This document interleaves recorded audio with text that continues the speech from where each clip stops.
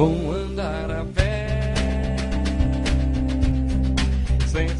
Luiz, a gente começa a contar a história de Carmo daqui, da Praça da Bandeira, com a Igreja da Matriz Nossa Senhora do Carmo ao fundo. A igreja, construída no século XIX, tem uma particularidade. A torre dela fica virada para trás da igreja. E a gente vai começar a contar essa história para você agora.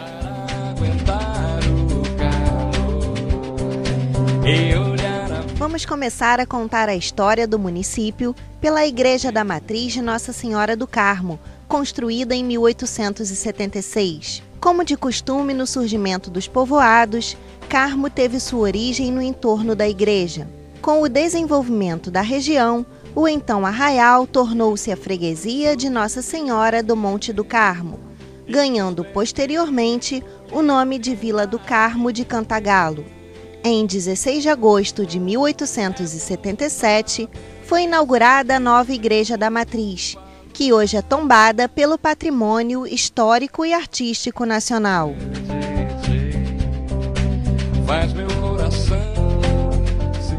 A emancipação política de Carmo só veio em 1881, mas foi em 1889 que Carmo passou a ser oficialmente um município. Atualmente, a população do município, conhecido como Cidade Bela, é de cerca de 16 mil habitantes.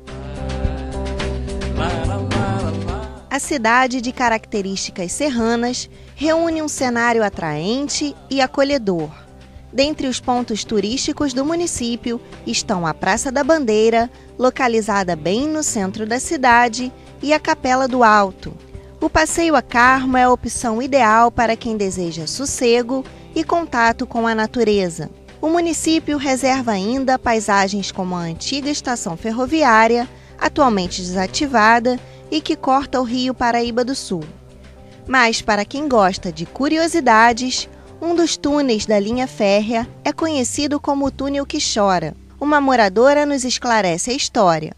O túnel foi construído para a linha de trem, a linha ferroviária.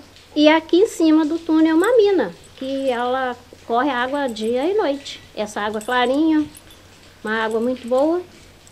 Então muita gente vem aqui para ver achando que o túnel chora. Essa ideia não é real. Jamais o túnel vai chorar, né? Como ele não tem uma boca, também não pode chorar, não tem olho. É mesmo uma mina que abastece algumas casas, inclusive uma lá da frente, e a água se perde por aqui. Mas, mesmo assim, o túnel continua atraindo a atenção de quem passa por aqui. A economia de Carmo vive em constante desenvolvimento. O crescimento econômico do município teve início em 1921, quando uma companhia elétrica ganhou a concessão para explorar o potencial hidráulico do Rio Paraíba do Sul. Atualmente, essa atividade divide espaço com a pecuária. Carmo possui diversas fazendas de criação e carrega o título de ser a única cidade do estado a ter gado Nelore da linhagem Lengruber. Sou desse chão onde o rei é peão, com um laço na mão, laça, fere, marca, deixa... E para contar pra gente exatamente o que acontece aqui, eu tô com o seu Paulo Lengruber, que é o único criador do estado do Rio de Janeiro de gado Nelore, né? Para a gente começar essa conversa, seu Paulo, explica para a gente primeiro o que é um gado Nelore.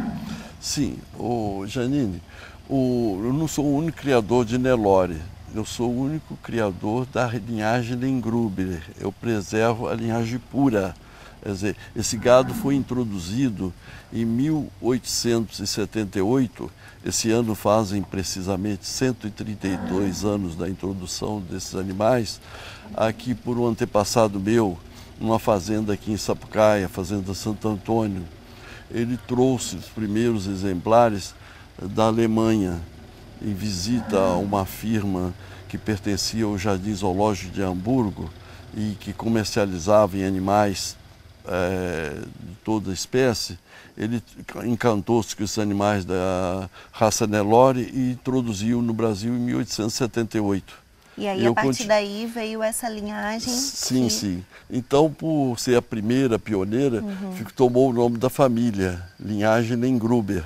No início as pessoas falavam no Brasil inteiro, eu vou lá no estado do Rio buscar animais dos Lengruber.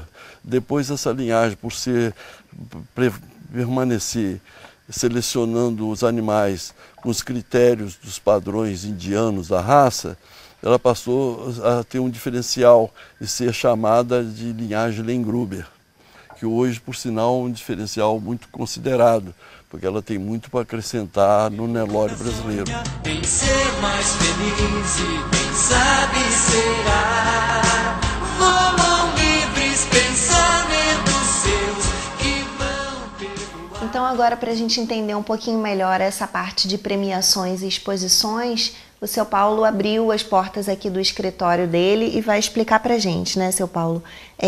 Como é que acontece esse processo de exposição? São muitas as premiações. Eu queria saber primeiro quais são os quesitos de avaliação para um gado ser condecorado com uma premiação dessa. Sim, primeiro, é muito oportuna a sua pergunta, mas hoje eu desconsidero um pouco a exposição. Não gosto, porque o gado é muito voltado para uma seleção a pasto para as nossas condições climáticas, topográficas e agrostológicas. Mas antigamente, quando o gado não era absolutamente conhecido e muito desconsiderado, eu frequentava as exposições. E no princípio, porque quem não é visto não é lembrado, né?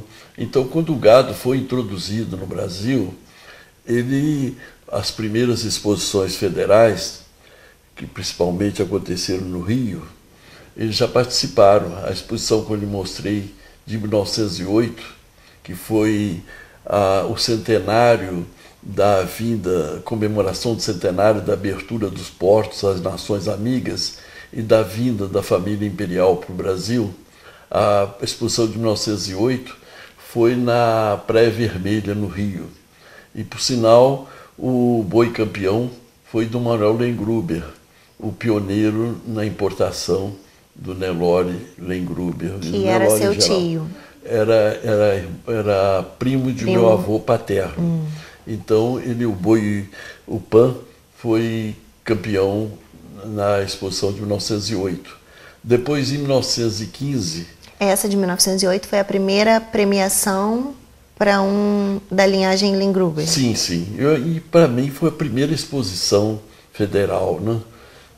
Porque comemoração do centenário da independência. Em 1915 foi um boi já de meu avô, porque na passagem do século, atrasado para o século passado, o meu avô já começou a criar a linhagem vinda do pioneiro, do Manuel Lengruber. Então, em 1915, foi campeão o Lamarão, um boi de propriedade do meu avô paterno. Em 1921, em Cordeiro, foi o campeão, já houve exposição em Cordeiro, a primeira exposição, já foi um boi também cria do meu avô paterno. Em 1922, a exposição federal na comemoração da independência, e aconteceu no Rio também, foi campeão o Louro, um boi espetacular que deixou excelente descendência e foi campeão na exposição de 1922. E posteriormente nós continuamos a frequentar exposições, mas hoje a exposição desvirtuou um pouco do tipo de trabalho que nós fazemos, porque nós gostamos de selecionar um animal a pasto para as nossas condições. E para a gente entender um pouco mais, essa premiação, ela representa o quê? Essa premiação, ela julga os animais e os que se destacam, então, são premiados em campeão, reservado campeão e também campeão da categoria sênior, jovem. E aí eles passam a ter um valor de mercado maior? Sempre agrega valor, né? Um prêmio em exposição sempre agrega valor. É um trabalho, seu Paulo, que sem dúvida nenhuma requer muita técnica, mas muito amor, né? Eu agradeço o senhor por ter aberto as portas da sua fazenda pra gente, e eu espero que você, como eu, tenha conseguido entender um pouquinho mais dessa criação de gado, e no próximo bloco a gente acompanha mais atrações de Carmo. Sem sapato, sem direção a toar, na cabeça o sol, um boné, vou andar a pé devagar para aguentar o calor. Eu